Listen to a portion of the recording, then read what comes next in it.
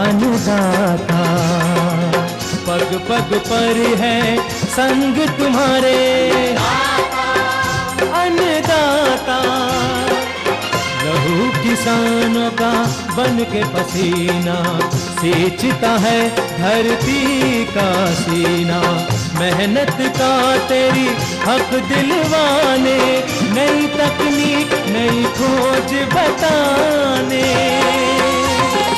पशुधन को गुणवान बनाना, पौध सुरक्षा को सिखलाना, खेती के सब गुर समझाने, भारत का सरताज बनाने। आठों पहर है संग तुम्हारे अन्नदाता अन्नदाता। सुप्रभात, स्वागत है आपका कार्यक्रम की ताजा कड़ी में और मैं हूं आपके साथ अमिता सिन्हा। हर रोज अन्नदाता कार्यक्रम में हम लेकर आते हैं खेती और उससे जुड़े विषयों पर रोचक एवं ज्ञानवर्धक जानकारियां। तो चलिए सबसे पहले देखते हैं क्या है आज के मुख्य अंश। सरसों की फसल में लगने वाले रोग एवं कीट तथा उनके प्रबंधन पर समुचित जानकारी।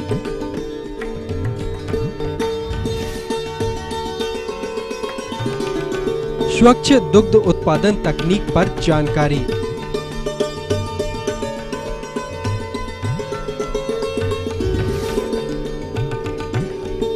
लेयर मुर्गियों का संतुलित आहार प्रबंधन।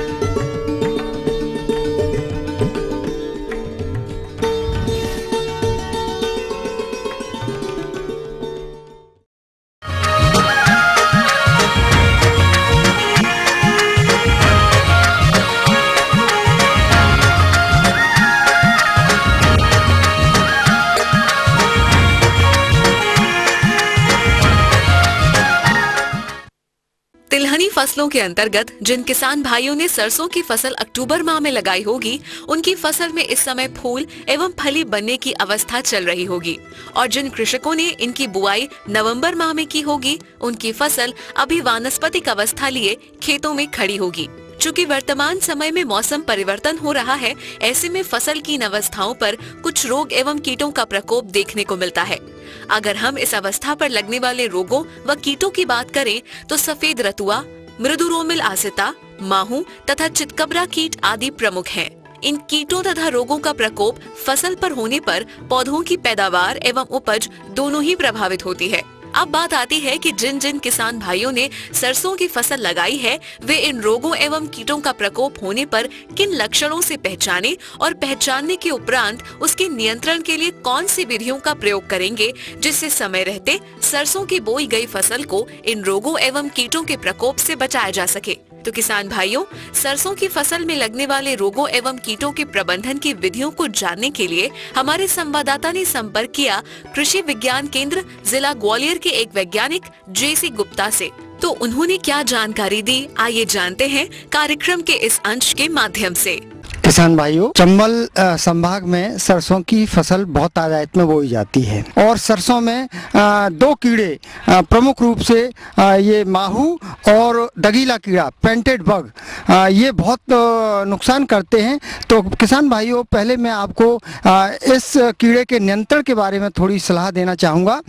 ये दगीला कीड़ा शुरुआत के दिनों में खेतों में जो सरसों बोई जाती है उसमें 2 पत्ते या 3 पत्ते 4 पत्ते जब निकल आते हैं, उस पर यह कीट रस चूस करके अपना अटैक करता है और धीरे धीरे उनको सफ़ेद सफ़ेद धब्बे सरसों की फसल में दिखाई देते हैं। इस तरह की अगर आपको देखने को मिल रहा है खेतों में, तो आप उसका नियंत्रण तुरंत करें। नियंत्रण के लिए जिन किसान भाइयों की सरसों की फसल अगर 30 दिन की हो गई है, तो किसान भाई पहला पानी उसमें लगा दें। पानी से भी इसका नियंत्रण होता है, क्योंकि इसके अंडे ये डेलों में देता है और इसके कीट डेलों में छिपे हुए रहते हैं। जब पानी लगा देते हैं तो ये जो है उस पानी के कारण मर जाते हैं और इनका जो बढ़वार है वो रुक जाती है और फसल बच जाती है, सुरक्षित हो जाती है। किसान भाइयों, डाईमेथोएट दवा 750 मिलीलीटर दवा 500 लीटर पानी में घोल बना करके प्रति हेक्टेयर के हिसाब से छिड़काव करें। दूसरा इसमें जब सरसों बड़ी हो जाती है, फूल पे आ जाती है, तब माहू का काफ़ी प्रकोप होता है। जब मौसम थोड़ा सा बादल हो जाते हैं, थोड़ी सी टेम्परेचर 18 डिग्री से 21 डिग्री के आसपास रहता है, काफ़ी प्रकोप करता है और सरसों की फसल को खराब करता है। माहू हमेशा जो है मेड़ों की तरफ से आता है, तो किसान भाइयों आप अपने खेतों का निरीक्षण करते रहें और फूल को खोल खोल कर देखते रहें। अगर माहू के कीट उस फूल पे दिखाई दें तो तुरंत ऐसे फूलों को आप जो है तोड़ तोड़ करके और एक थैली में रखते जाएं और धीरे धीरे पूरे खेत को चारों तरफ से घूम करके 3-4 इस तरह का आप कर लें तो आपका बिगड़ दबा के और आप माहू का नियंत्रण कर सकते हैं। जब माहू का प्रकोप ज़्यादा हो जाए तो जो मैंने आपको दवा बताई थी अभी, डाइमेथोएट दवा 750 मिलीलीटर दवा 500 लीटर पानी में घोल बना करके प्रति हेक्टेयर के हिसाब से छिड़काव करेंगे तो ये माहू का नियंत्रण भी आप सरसों की फसल में कर लेंगे। ये दूसरा जो है, सरसों की जो फसल है उसमें 4-5 प्रकार के रोग आते हैं, जिसमें मुख्य रूप से तना सड़न रोग है, जिसको तना गलन या पोलियो रोग के नाम से भी जाना जाता है। यह रोग भी आजकल बहुत ज़्यादा सरसों की फसल में दिखाई देने लगा है। और जो खेत निचले हैं जहां पानी भरता है या जो खेत जो है नहर के आसपास के खेत हैं जहां किसान भाई कभी कभी अनावश्यक पानी या ज़्यादा लग जाता है उनमें, तो ऐसे खेतों में यह पोलियो रोग बहुत तेज़ी से फैलता है और काफ़ी नुकसान करता है, काफ़ी हानि करता है। किसान भाइयों को सलाह है सरसों के खेतों में ज़्यादा पानी न लगाएं, बहुत हल्का पानी, और दिन में कोशिश करें, जहां नहर के आसपास के खेत हैं वहां दिन में कोशिश करें कम पानी लगाएं। दूसरा किसान भाइयों जो है इसके नियंत्रण के लिए आप जो है कार्बनडाजिम नाम की दवा 2 मिलीलीटर दवा प्रति लीटर पानी के हिसाब से घोल बना करके छिड़काव करें। और छिड़काव का जो समय है आप जो है शाम के वक्त करें। पहला छिड़काव 45 दिन पर करें, दूसरा छिड़काव 55 दिन की फसल पर करें। 2 छिड़काव 10 दिन के अंतराल से करेंगे तो ये तना गलन, तना सड़न या पोलियो रोग जो आता है सरसों की फसल में, इसका आप आसानी से नियंत्रण कर सकते हैं। इसके अलावा दूसरा जो प्रमुख रोग है जो पत्ती धब्बा झुलसन रोग एक आता है, और इसके अलावा एक रोग आता है श्वेत किट, सफेद फफोला रोग के नाम से हम इसको जानते हैं। जो झुलसन रोग है यह रोग बादामी रंग के गोल गोल धब्बों से शुरुआत होती है, पत्ती पर शुरुआत होती है और धीरे धीरे यह रोग जब मौसम रोग के अनुकूल हो जाता है, यानी वातावरण में नमी बहुत ज़्यादा हो जाती है और तापमान गिर जाता है, ऐसी स्थिति में काफ़ी अधिक पत्तियों पर इसके धब्बे बनते हैं। श्वेत किट रोग में दही जैसे हल्के हल्के रोग के लक्षण पत्ती की निचली सतह से दिखाई देते हैं। किसान भाइयों आप खेतों का निरीक्षण करते रहें, पत्तों को पलट कर देखते रहें। अगर ये सफ़ेद रंग के धब्बे आपको पत्ती पर दिखाई दें तो आप जो है इसके नियंत्रण के लिए मैनकोजेब दवा आती है, मार्केट में उपलब्ध है। मैनकोजेब दवा 2.5 ग्राम दवा प्रति लीटर पानी के हिसाब से घोल बना करके 45 दिन की फसल पर पहला छिड़काव और 55 दिन की फसल जब हो जाए तो दूसरा छिड़काव। रेडोमिल MZ नाम की एक दवा आती है, यह 2 ग्राम दवा प्रति लीटर पानी के हिसाब से घोल बना करके और खेत में छिड़काव करें। इस तरह से अगर आप सरसों की फसल में कीड़े और बीमारियों का नियंत्रण करेंगे तो आपकी जो है फसल का उत्पादन भी अच्छा होगा, तेल की मात्रा भी उसमें बढ़ेगी और दाने की जो मोटाई है वो है और दाने गोल बनेंगे तथा उनमें वजन बढ़ेगा और आपका उत्पादन निश्चित रूप से बढ़ेगा। अन्नदाता कार्यक्रम में लेंगे एक छोटा सा ब्रेक, जल्द लौटेंगे और कार्यक्रम में आगे आपको दिखाएंगे।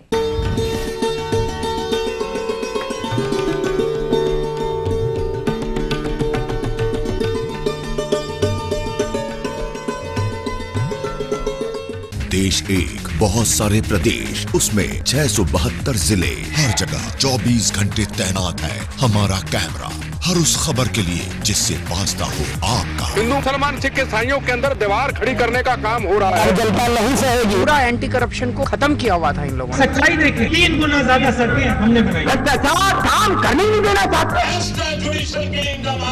कश्मीर के मसले को सियासी सतह पे देखा जाए, सरकार बचे या गिरे हम पीछे हटने वाले नहीं है। जिसका असर हो आप पर। टैक्सेस हैं जो परेशान करते, चिल्ला रहे, कोई नहीं सुन रहा है। जिस खबर का असर है पूरे राष्ट्र भर में, राष्ट्रीय समाचार।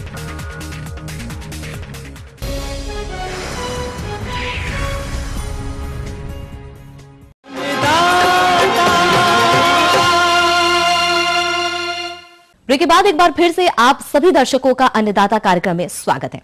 बढ़ते हैं अगली कड़ी की ओर।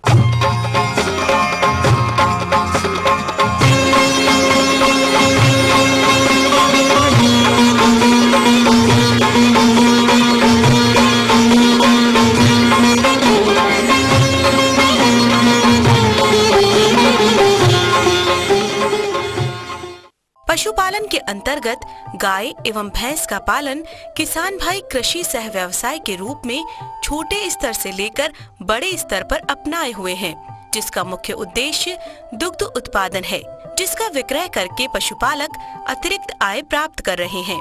लेकिन केवल अच्छी आय पर आपको ध्यान नहीं देना है, बल्कि जो दूध आप विक्रय करते हैं उसकी स्वच्छता पर भी ध्यान देना होगा, क्योंकि उपभोक्ता को इस बात की जानकारी बिल्कुल नहीं होती है कि दूध स्वच्छ है या नहीं। इसे पहचान पाना उपभोक्ताओं के लिए काफी मुश्किल होता है, और यदि ऐसे दूध का उपयोग उपभोक्ता करते हैं तो उन्हें लाभ के बजाय हानि हो सकती है। यदि दुग्ध स्वच्छ उत्पादन के लिए आवश्यक कुछ प्रमुख बिंदुओं पर गौर करें तो इनमें प्रमुख रूप से पात्र की साफ सफाई, हाथ एवं थन की साफ सफाई, दोहन के समय सावधानी इत्यादि जैसे कुछ और भी प्रमुख कारक हैं जो स्वच्छ दुग्ध उत्पादन के लिए आवश्यक हैं। अतः पशुपालक भाइयों, आप दुग्ध दोहन प्रक्रिया से लेकर उपभोक्ताओं तक पहुंचाने तक आपको स्वच्छता के लिए किन किन प्रक्रियाओं पर ध्यान देना है, इस संदर्भ में जानकारी हेतु हमारे संवाददाता ने मुलाकात की पशु चिकित्सा महाविद्यालय जिला जबलपुर की एक विषय विशेषज्ञ डॉक्टर भावना गुप्ता से।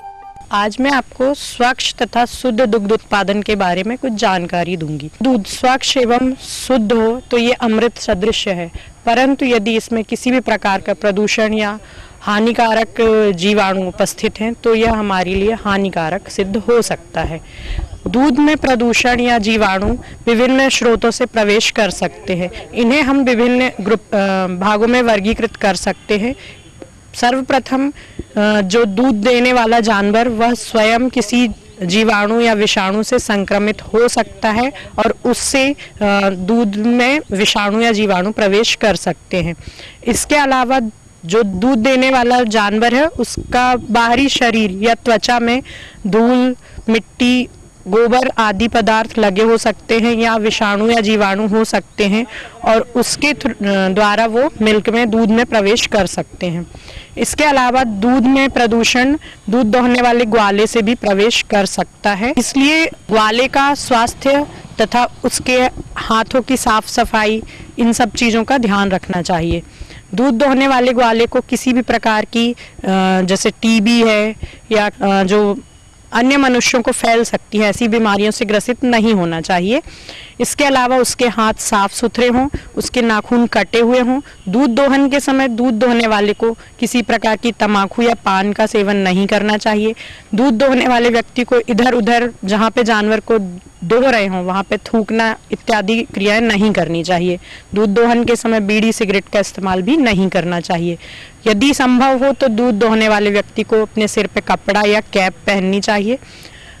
इसके अलावा दूध दोहन से पहले जानवर के थन को अच्छी तरह साफ करें और जो अन्य स्रोत हैं उनमें वातावरण भी महत्वपूर्ण हिस्सा होता है। इसमें पानी, इस्तेमाल किया जाने वाला पानी जो हम बर्तनों के धोने के लिए या जानवर के धोने के लिए इस्तेमाल करते हैं वह भी साफ सुथरा होना चाहिए। बर्तनों के धोने के लिए हम सबसे पहले जितनी जल्दी हो सके, जब दूध आपने खाली करा है बर्तनों से तो तुरंत ही कोशिश करें कि बर्तन को साफ कर लें। शुरू में आप ठंडे पानी या नॉर्मल जो वाटर है उसका इस्तेमाल करें। इसके बाद आप जो निरमा या साबुन पाउडर है जो उसको इस्तेमाल करते हुए और कोई ब्रश का इस्तेमाल करते हुए स्क्रबिंग करते हुए बर्तन को साफ करें। पलट के बर्तन को रख दें जब तक कि वो पूरी तरह सूख ना जाए। इसके अलावा जहाँ पे दूध दोहन हो रहा है या जहाँ दूध को आप संग्रहित कर रहे हैं उस समय कोशिश करें कि दाना ही पशु को दें खाने के लिए। इसके अलावा जहाँ पे जानवर बंधता है उस जगह को भी साफ सुथरा रखें। इसके अलावा जो शुरू में जो मिल्क होता है, दूध निकालते हैं, उनमें बहुत ज़्यादा प्रदूषण की मात्रा या जीवाणु हो सकते हैं। अतः कोशिश करें कि शुरू वाला जो दूध है उसको अपन डिस्कार्ड करें, उसको अलग करें किसी बर्तन में, ना कि जमीन पे। उसके बाद सबसे पहले आप स्वस्थ पशु का दुग्ध दोहन करें, उसके बाद बीमार पशुओं का दुग्ध दोहन अलग से करें और उसको स्वस्थ पशु के दूध के साथ मिक्स ना करें। इसके अलावा भी जो बर्तन हैं उनको ढक के रखें, कोशिश करें कि सकरे मुंह के बर्तन को इस्तेमाल करें। दूध दोहन के बाद आप उसको छान लें कपड़े से या छन्नी जो उपलब्ध है मार्केट में उससे। इससे भी कुछ जो हानिकारक पदार्थ जैसे कि बाल हैं या गोबर के कण हैं ये अलग हो जाते हैं। इसके अलावा पशुओं के आहार में मूली, गोभी इत्यादि की पत्तियों का समावेश ना करें, क्योंकि इनसे दूध में दुर्गंध आने लगती है।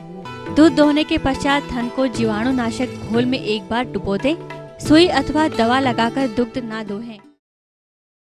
यहाँ पर रुकेंगे एक और ब्रेक के लिए। आगे का रोचक अंश कर रहा है आपका इंतजार, बने रहिए हमारे साथ।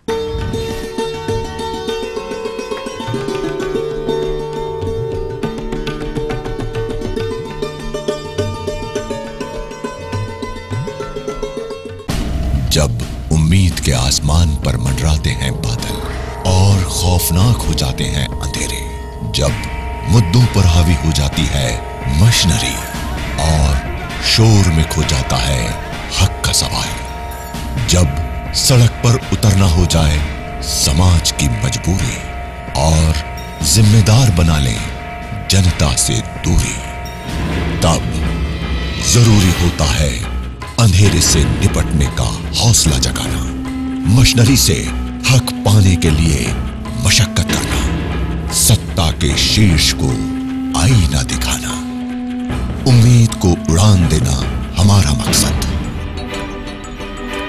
क्योंकि उम्मीद मतलब ईटीवी न्यूज़।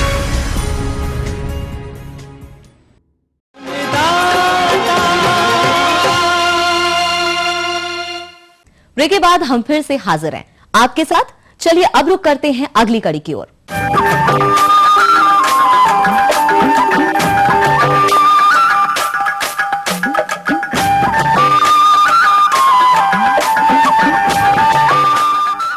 कृषि सह व्यवसायों की बात की जाए तो प्रदेश में कुक्कुट पालन के अंतर्गत अंडा देने वाली मुर्गियों का पालन बहुत से किसान भाई करते हैं, जिसे आमतौर पर लेयर पालन कहा जाता है। और इस व्यवसाय से आप तभी लाभ ले सकते हैं जब इसका प्रबंधन अच्छी तरह से किया जाए। इनके प्रबंधन की बात करें तो उसमें आहार प्रबंधन भी एक प्रमुख घटक है। विभिन्न अवस्थाओं पर आहार की संतुलित मात्रा को सही समय एवं सही तरीके से नहीं दे पाते हैं, जिससे उनकी मुर्गियां अधिक आहार एवं खर्च के उपरांत भी अधिक दिनों में कम एवं निम्न गुणवत्ता युक्त अंडे देती है, जिस कारण लेयर फार्म से प्रति मुर्गी कम लाभ की प्राप्ति होती है।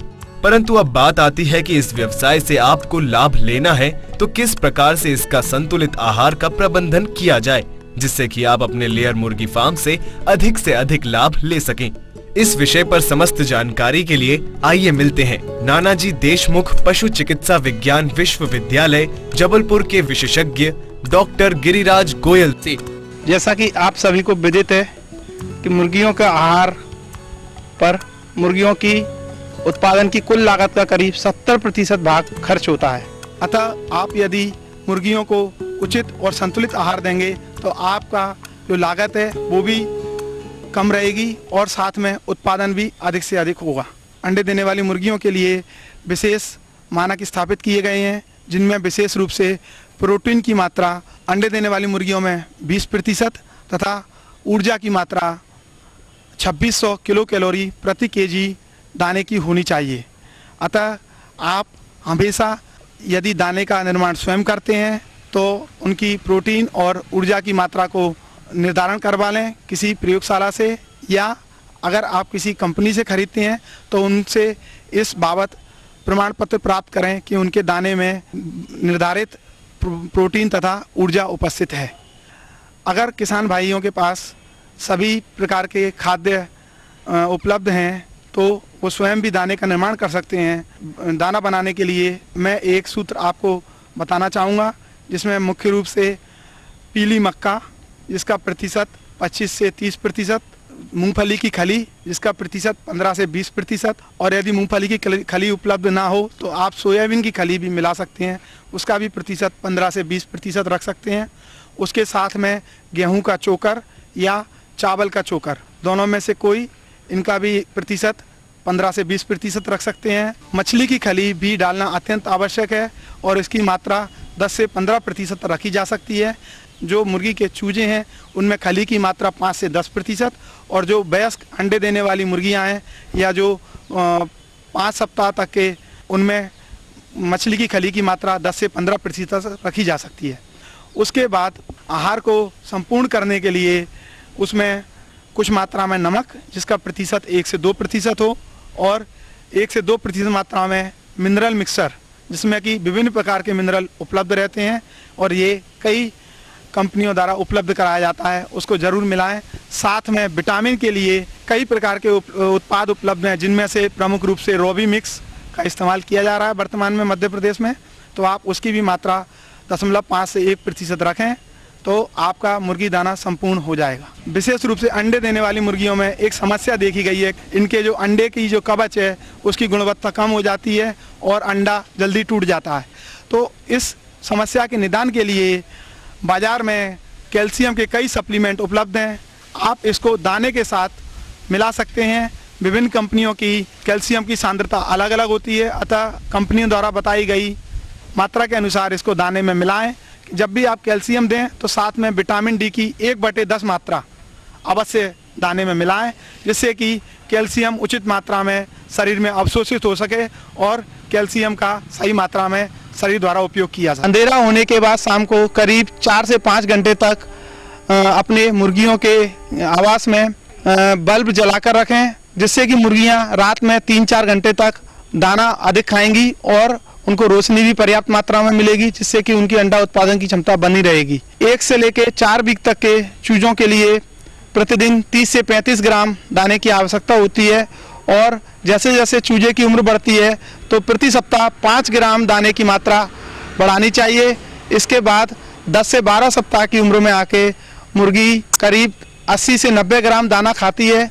उसके बाद जब मुर्गी अंडा उत्पादन करती है तब वो करीब 110 ग्राम दाना प्रतिदिन ग्रहण करती है, और दाने के साथ साथ जितना दाना मुर्गी खाती है उसका 3 गुना पानी पीती है। अतः किसान भाई पानी की उपलब्धता बराबर बनाए रखें। अतः किसान भाइयों से मेरा निवेदन है कि आप अपनी मुर्गियों के आहार का प्रबंधन उचित रखें।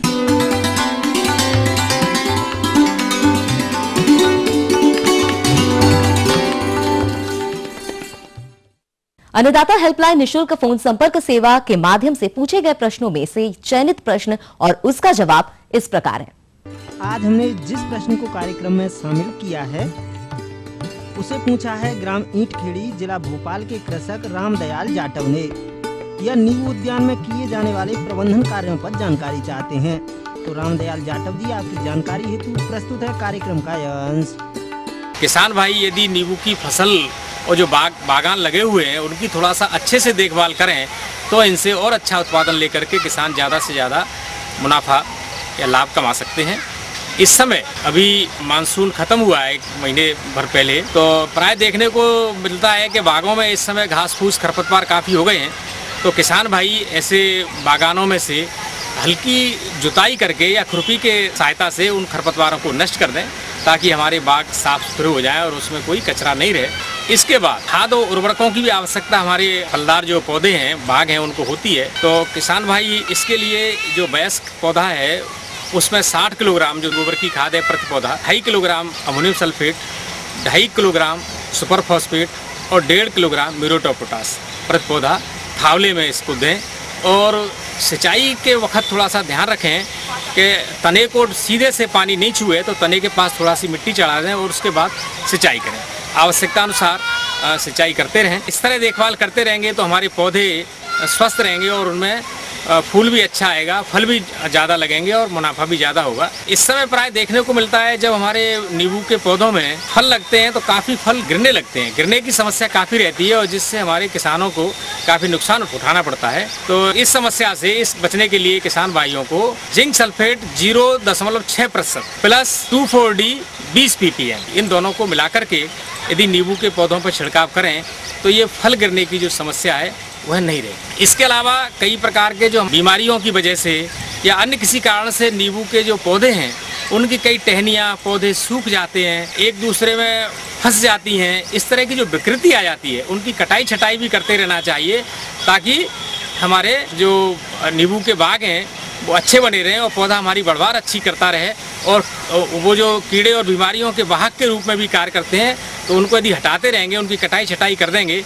तो निश्चित रूप से हमारे बाग अच्छे रहेंगे, पौधे अच्छे रहेंगे और उन पर कीड़े बीमारियों का प्रकोप भी कम होगा। और जो हमारे नए बाग लगे हुए हैं उनमें किसान भाइयों को एक विशेष ध्यान रखना है, जमीन से 45 सेंटीमीटर का जो तना है उसको साफ सुथरा सीधा रखना चाहिए ताकि उस पर किसी प्रकार के अन्य जो किल्ले हैं वो नहीं हो और जो हमारी जिस किस्म का पौधा है उसी किस्म के किल्ले ऊपर चलें और हमें वही वैरायटी का फल बाद में प्राप्त हो सके।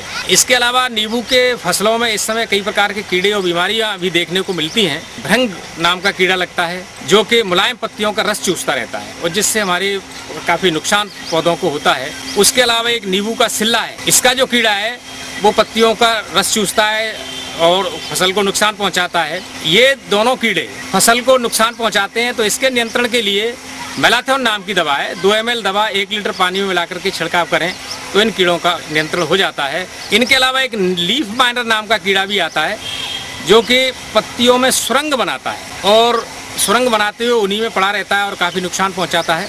तो इसके नियंत्रण के लिए मिथाइल डिमेटोन नाम की दवा है, 1.5 ml 1 लीटर पानी में मिलाकर के छिड़काव करें तो इस कीड़े से फसल को बचाया जा सकता है। इसके अलावा नींबू की फसल में तना छेदक कीड़ा भी लगता है जो कि तने में घुस कर के और काफ़ी नुकसान करता है। तो इसके नियंत्रण के लिए जो ज़्यादा प्रभावित शाखाओं को काट देना चाहिए और जहाँ थोड़ा बहुत प्रकोप है उनके लिए किसान भाइयों को तार की सहायता से उन लटों को निकाल करके नष्ट कर देना चाहिए और उसके बाद उसमें केरोसिन या पेट्रोल या फॉर्मल्डिहाइड इनमें से कोई एक रुई लेकर के रुई में भिगो करके और उन सुराख में लगा करके और मिट्टी से लेप कर दें तो इस प्रकार ये कीड़े नष्ट हो जाएंगे।